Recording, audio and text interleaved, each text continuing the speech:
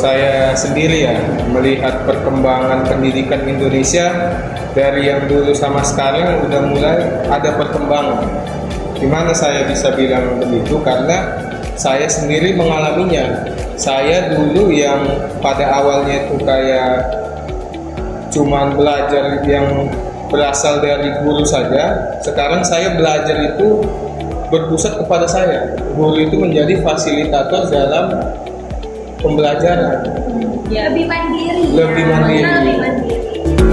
Ya, kalau dari saya sendiri gitu, perjalanan kemarin itu memang betul sih ya, banyak tuntutan dari guru, juga banyak tugas gitu. Tapi dari sudut pandang saya sendiri, sebenarnya kan guru pasti nuntut kita itu biar kita dalam konteksnya kan tahu dari hal yang kita nggak tahu, jadi kita tahu belajar. Jadi sebenarnya kalau hal yang negatifnya saya nggak membuat pikir tentang itu, mungkin tertekan gitu, harus dituntut ini, harus dituntut itu gitu. Karena kan memang pada dasarnya mungkin yang kita harus belajar matematika, biar kita harus tahu cara menghitung, walaupun mungkin konteksnya terlalu tinggi dan banyak orang berpikir matematika itu nggak perlu loh, kita harus belajar bla bla bla gitu ya kan. Soalnya kan itu juga berguna buat kita gitu, walaupun dasarnya plus bagi kurang minus ya. Itu sangat dipakai dalam kehidupan sehari-hari ya. Jadi kalau dari konteks yang mungkin yang agak teacher center ya, gitu, teacher center saat ini udah mulai berkurang juga, lebih konkret, lebih terbuka juga. Memang hal positifnya di situ lebih mandiri gitu kan.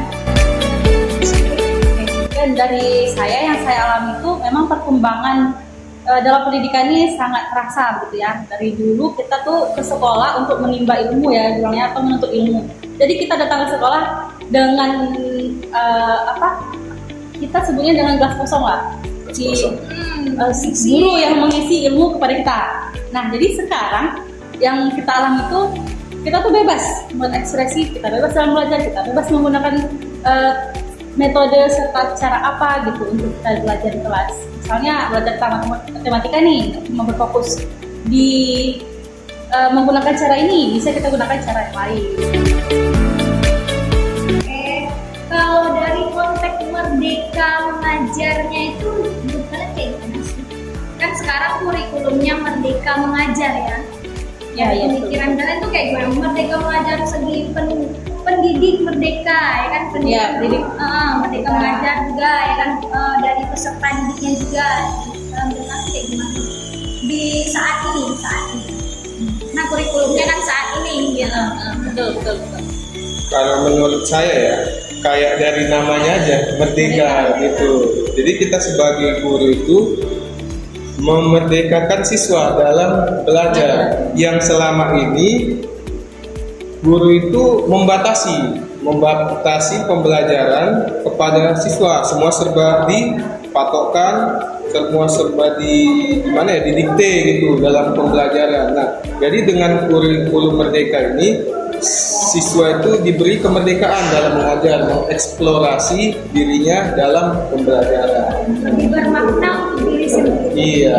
Betul. Kalau dari saya sendiri juga sebenarnya merdeka ini kan konteksnya memang kita bebas ya, bebas berekspresi. Seandainya kita mungkin bebas dari hal apapun ya, agama atau apapun itu gitu. Masuk dari kita menuntut ilmu yang dari nggak tahu jadi tahu, kita yang minatnya mungkin di pendidikan, belajar bahasa Indonesia atau apa, kita asah seterusnya. Mungkin matematika yang nggak tahu, yang sekiranya kurang gitu ya, kurang itu nggak harus banget, harus wajib bisa. Ya, dulu kita dituntut ya, siapa paling pintar tuh ya paling bisa matematika. Jadi ini konteks merdekanya, saya punya kemampuan di sini, minat di sini, tujuannya ke sini gitu. Jadi pendidik, dari segi pendidik merdeka juga merdeka untuk bisa membimbing anak-anak muridnya juga ya kan, sebagai guru ya, sebagai guru untuk membantu muridnya juga mengembangkan bakat dan minatnya ya kan, yang harus terikat tadi sama yang murid harus bisa semua mata pelajaran gitu kan. Jadi di sini si guru ini harus bisa memahami murid ya. Sekarang merdeka dalam hal memahami murid. Jadi kita belajar memahami murid itu tidak dengan mengekang lagi sebagai guru ini. kita memahami potensi murid, memahami karakteristik murid dan gaya belajar murid itu supaya dapat menerima materi yang kita ajarkan. Seperti itu. Untuk pertanyaan selanjutnya, ya di sini tuh kalau sudut pandang kita flashback ke masa lalu. Karena kita konteksnya perjalanan pendidikan Indonesia. Saat ini kita konteksnya merdeka. Yang saat lalu, gimana menurut kalian perjalanan pendidikan dari zaman yang dulu itu yang telah kita lalui di Indonesia lalu ini? Mungkin dari Zafira dulu lah. Oh, boleh. Jadi ini saya menapak kilas ini perjalanan Indonesia dimulai dari zaman kolonial, ya. Kita coba dari zaman kolonial. Pada zaman itu hanya pada dalam kondisi itu kan masih banyak kerajaan ya. Jadi yang bisa bersekolah itu hanya para bangsawan yang memiliki kaitan atau kerjasama dengan pihak kolonial. Nah, beberapa sekolah pun di awal-awal itu hanya sekolah kedokteran, sekolah untuk pegawai. Nah, jadi murid-murid, maksudnya tuh anak-anak biasa belum tentu mereka bisa bersekolah. Jadi minim sekali lah pendidikan pada zaman kolonial dan juga hanya dengan kepentingan tertentu. Menambahi juga gitu kan, kalau dari sudut pandang itu perjalanan pendidikan Indonesia memang cukup kompleks ya. Iya. Dari awalnya pasti standar dari, karena kita waktu penjajah ya kan, masih mengikut yang Apa yang beda kita? Apa yang beda kita gitu. Dan tuntutannya mereka memisahkan gitu antara yang kerajaan dan juga pribumi gitu. Tapi dengan adanya pahlawan kita juga kayak Raja Dewantara, pemikiran dia yang menyetarakannya gitu. Dan jadi bisa menyetarakannya seperti kita rasakan tadi, walaupun mungkin perbaikan untuk saat ini masih ada gitu. Sekolah yang pelosok-pelosok yang mungkin perlu kita sorot juga ya, kita perhatikan lebih juga untuk masalah itu. Untuk dari sistem pendidikannya juga udah banyak berubah ya. Ya dari kemarin yang mungkin banyak peraturan, ada hukuman gitu ya, dengan sekarang yang udah ada merdeka itu sama-sama ada perjalanannya udah beda banget. Dari Ya kalau saya sendiri ya memang dari zaman kolonial sama setelah kemerdekaan ya jelas berbeda. Yang kembali lagi ke konsep merdeka itu, setelah kemerdekaan kita semakin merdeka, kayak semua masyarakat, semua lapisan itu berhak untuk bersekolah. Jadi nggak memandang datang dari latar belakang yang mana, keuangan yang bagaimana dan lain sebagainya. Jadi semua itu bisa mendapatkan hak yang sama mengenai pendidikan. Jadi meratakan itu tadi kan dari segi pendidikan tadi.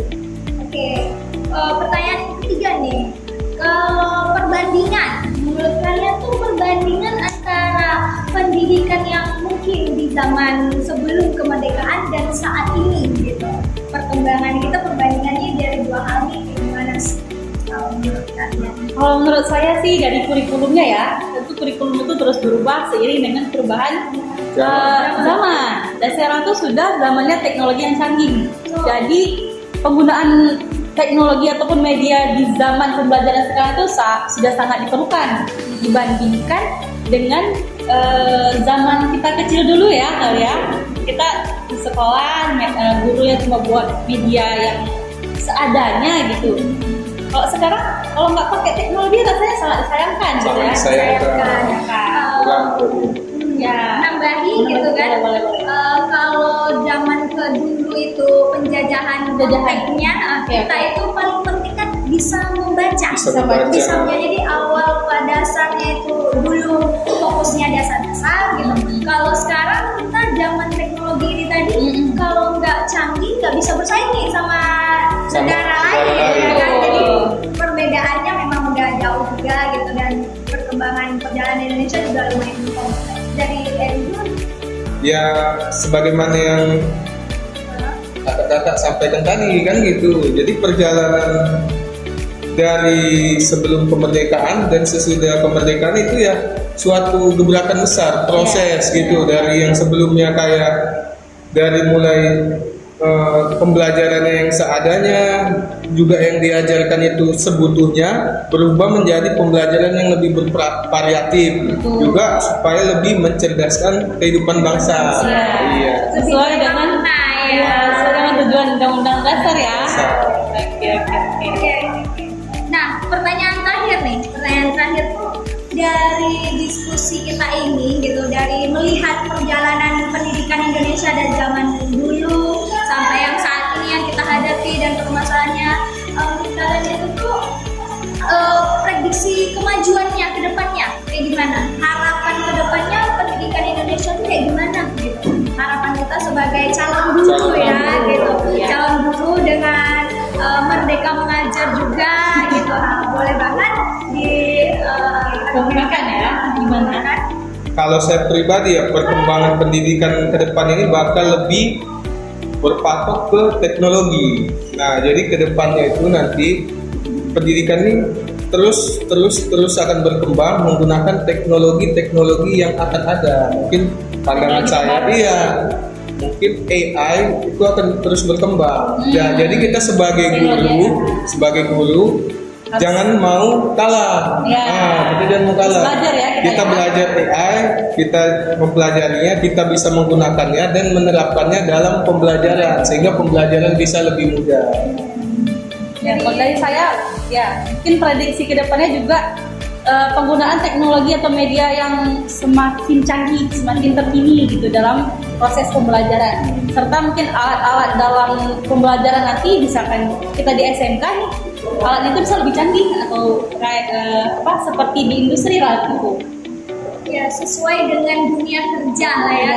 Tuntutan kerja itu seperti apa? Jadi nggak sekedar kita mengasih teori ya begitu saja. Ternyata waktu anak-anak dunia kerjanya nggak sesuai. Harus belajar dari awal gitu kan. Jadi kita sebagai pendidik pastinya harapan kedepannya bisa lebih membimbing murid-murid juga sesuai perkembangan teknologi juga.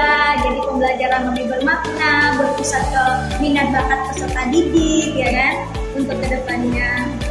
Betul Ada sekali. tambah lagi. Oke, gitu ya hasil diskusinya kita untuk dari topik perjalanan Pendidikan nasional Indonesia. Perjalanan pendidikan cukup kompleks ya, dari cukup awalnya ya. mungkin yang dari nggak semua orang bisa dapat sekolah sampai sekarang bisa merdeka dalam belajar ya. Dan juga tantangan kita dalam menghadapi teknologi yang Ke depan. maju ke depannya. Oke. Udah cukup untuk diskusi kita